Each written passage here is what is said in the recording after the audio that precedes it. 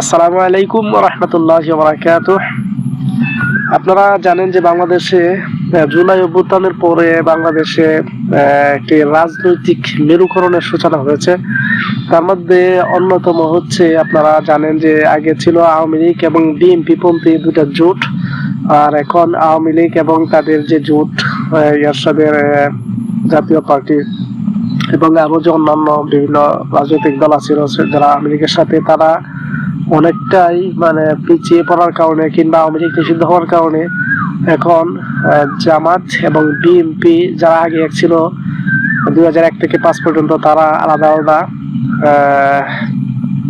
দুটি গ্রুপে বিভক্ত হয়েছে। তার মধ্যে বিএনপির সাথে বেশ কয়েকটি দল আছে এবং জামাত ইসলামের সাথে বেশ কয়েকটি দল আছে। তবে যারা 2024 সালের জুলাই অভ্যুত্থানে নেতৃত্ব দিয়েছিল কিংবা যে সমস্ত ছাত্ররা যাদের নেতৃত্বে আন্দোলনটা হয়েছিল, তাদের ম্যাক্সিমাম গুলাই মূলত হচ্ছে এনসিপির এবং বাংলাদেশ জামাত ইসলামের ছাত্র সংগঠন, অঙ্গ সংগঠন ইসলামী ছাত্র শিবির। তাদের এখন তারা একটা জোটবদ্ধ হয়েছে অন্যান্য ইসলামিক এবং দেশপ্রেমিক দলগুলোকে নিয়ে। এখন আমরা এখানে দেখতে পাচ্ছি যে একটি একদিকে বাংলাদেশ পন্থী একটা ব্লক কিংবা যারা ইনসাফ কায়েম করতে চাচ্ছে কিংবা ন্যায় বিচার প্রতিষ্ঠা করতে চাচ্ছে আমাদের দেশে, যার নেতৃত্বে আছে জামাত ইসলাম, এনসিপি এবং অন্যান্য সমমানের ইসলামিক এবং দেশপ্রেমিক দলগুলা, এবং অন্যদিকে আছে বিএনপি, যেটা একসময় ইসলামী জাতীয়তাবাদের কথা বলতো এবং ইসলামী ভাবধারা পুষ্ট অনেকটাই দল ছিল। দুর্ভাগ্যজনক হলেও সত্য যে বিএনপিতে বিভিন্ন ধরনের নেতৃত্ব ঘাটতির কারণে, আপনারা জানেন যে তারেক রহমান দীর্ঘ 17 বছর বিদেশ ছিলেন। এখন খালেদা অসুস্থ থাকার কারণে অনেক নেতৃবৃন্দ জেলা থাকার কারণে এখানে নেতৃত্ব সংকট দেখা দিয়েছিল এবং অযোগ্য অনেক লোক এখানে ভিড় করেছে, এবং দেখা যাচ্ছে যে কাকতালীয় ভাবে তারা অনেকদিন পরে সম্ভাবনাময় একটি দলের মধ্যে তারা এভাবে ভিড় করেছে, যাতে বিএনপির অনেকটাই বোঝা যায় যে তাদের কপালে শনির প্রভাব পড়েছে এরকম। কারণ তাদের মধ্যে অনেক নেতৃত্ব দেওয়ার মতো দেশপ্রেমিক লোক থাকা সত্ত্বেও আপনারা জানেন যে অনেক মন্ত্রিত্ব কিংবা অনেক নমিনেশন পেপার নির্বাচনের আগে যারা দিয়েছিল অনেক অযোগ্য লোককে দিয়েছে।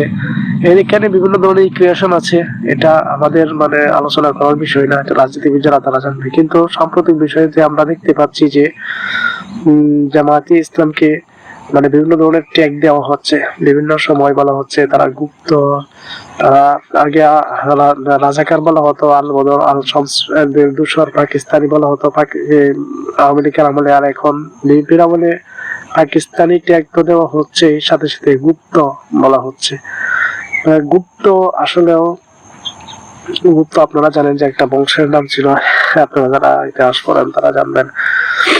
আর গুপ্ত মূলত হচ্ছে লুকানো কিংবা নিজের অস্তিত্ব টিকিয়ে রাখার জন্য আপনাকে আত্মগোপন করে রাখা, মূলত এরকম টাইপের।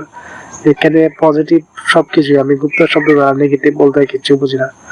আর আমরা যদি ইতিহাসের দিকে তাকাই, ইসলামের ইতিহাসের দিকে, রাসূল সাল্লাল্লাহু আলাইহি ওয়াসাল্লামের সময়ও রাসূল সাল্লাল্লাহু আলাইহি ওয়াসাল্লামকে বিভিন্ন ধরনের ট্যাগ দেওয়া হয়েছিল, পাগল, গণক, এই রকমের জাদুকর, নাউজুবিল্লাহ, এরকম বিভিন্ন ধরনের ট্যাগ দেওয়া হয়েছিল এবং বিভিন্ন ধরনের প্রস্তাব দেওয়া হয়েছিল। কিন্তু রাসূল সাল্লাল্লাহু আলাইহি ওয়াসাল্লাম তাওহীদ প্রচার থেকে বিন্দু মাত্র বিচলিত হন নাই, দূরে সরেন নাই। উনি ওনার কাজ করেই গেছেন আল্লাহর নির্দেশ মতো। এখন আমরা দেখতে পাচ্ছি বাংলাদেশের ইসলামী দলগুলোকে বিভিন্ন ধরনের ট্যাগ দেওয়া হচ্ছে, গুপ্ত, রাজাকার, রক্ষাটা, বিভিন্ন ধরনের ট্যাগিং করা হচ্ছে, বোলিং করা হচ্ছে, যাতে তারা পিছিয়ে পড়ে।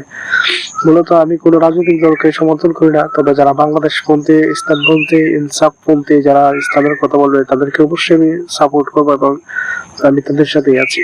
আর মূলত আমরা চাই বাংলাদেশের সবগুলা রাজনৈতিক দল বাংলাদেশ পন্থী হোক, ইসলাম পন্থী হোক, যেহেতু এখানে ইসলামী মুসলিম সংখ্যাগরিষ্ঠ জনগণ, সুতরাং আমরা চাই ইসলামপন্থী একটি শাসন ব্যবস্থা। আর কোন দলকে ট্যাগ দিবে না, এক দল আরেক দলকে কোনো ধরনের ট্যাগিং করবে না, কাউকে চাঁদাবাজ, টেন্ডারবাজ বলবে না। যদি এরকম কারো দলে থাকে তাকে শুধরে দেওয়ার চেষ্টা করবে। আবার কাউকে কেউ গুপ্ত আল বদর রাজাকার এগুলো বলবে না। এগুলো যদি থেকে থেকে তারা শুধরানোর চেষ্টা করবে, কিংবা দালাল থেকে থাকলে এগুলো শুধরানোর চেষ্টা করবে, কিন্তু কেউ কাউকে ট্যাগিং করবে না, এবং সবাই ভালোটা নিয়ে অগ্রসর হবে এবং ভালোটার সাথে সবাই একতাবদ্ধভাবে থাকবে এবং বাংলাদেশের কল্যাণে কাজ করবে, এটা আমরা আশা করি। আসসালামু আলাইকুম ওয়া রাহমাতুল্লাহি ওয়া বারাকাতুহু।